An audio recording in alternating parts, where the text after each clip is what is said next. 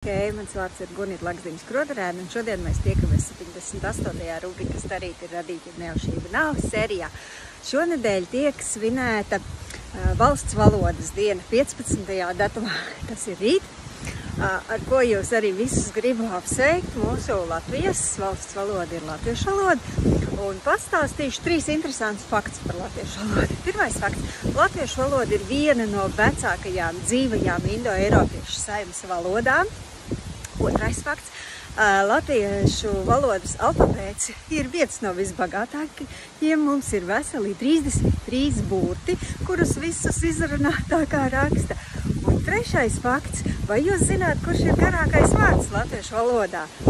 Runā, ka tas ir pretpulksteņa rādītāja virziens, kurā ir veseli 27 burti, tātad gandrīz tikpat cik alfabētā. Nu ko, sveicu jūs vēlreiz latviešu valodas svētkos, svinam un kopjam savu valodu, saudzējam un lolojam, lai arī turpmāk visi varam to lietot. Rūpējamies par savu bagātību, par savu pērli. Čau, čau!